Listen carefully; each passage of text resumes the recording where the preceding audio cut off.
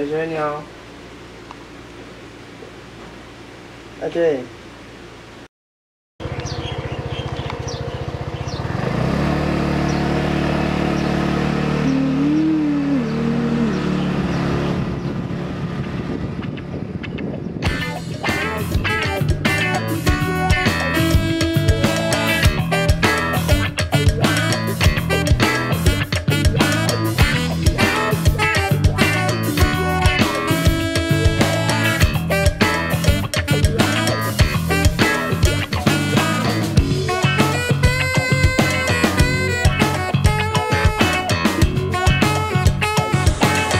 原民会于103年办理外五乡原住民族青年返乡体验攻读计划，吸引许多大专青年返乡攻读。今年104年更安排原民会及地方政府辅导与立案之产业，让大专青年了解当前原住民产业发展状况，以提高青年返乡创业及就业的意愿度，并协助推动产业及地方性事务。花莲县树林乡景美村礁湾部落是一个依山傍水泰鲁格族部落，有2位大专生因着104年度外五乡计划返乡攻读。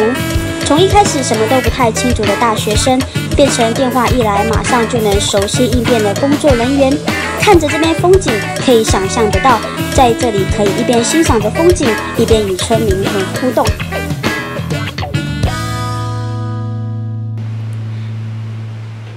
Hello， 同学，我想要问一下，你怎么会回到部落工作呢？简单来说，这里就是我的家了。我在外面最终还是要回家的，所以就是与其选择在台北打工，就是不如就直接回到家里工作比较舒服。因为协会就是我们这个部落整个发展的一个工作地点，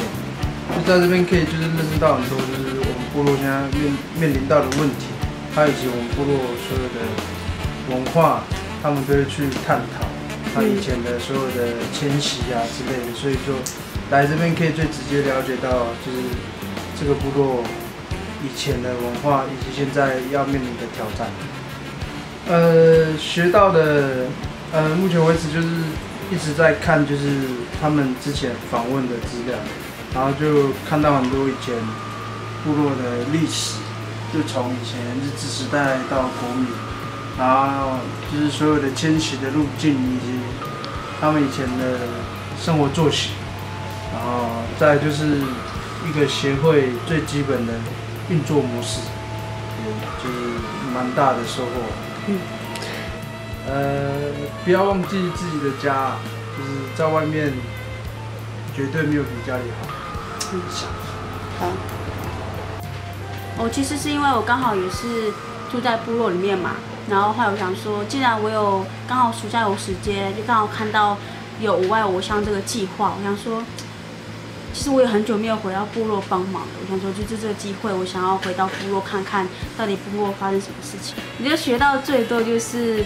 老人的智慧，我觉得他们很重要。就是有时候我们在协会啊，然后老人家可能进来啊，就是我们要问他一些东西，其实老人家他们都很有智慧，而且他们说的话就是。第一次听也可能听不太懂，可是你仔细思考发现，真的是这样子，就是关于种田的智慧啊，还有人跟人之间的相处，这些老人家都非常非常厉害，这是我学到最多的地方。我可能之后就是我不会再利用这个计划，可是我会自己重新踏回这个土地，然后重新看自己的部落。从生态导览的导览人员到部落历史的田调整理，样样难不倒2位工读生。尽管初期有许多的不了解与困难，2位工读生仍然抱持着乐观的态度去面对难处，彼此互搭，一一排除困难，也期待未来能够把自己在学校所学的发挥专长在部落当中。记者吉米米吉，花莲礁湾报道。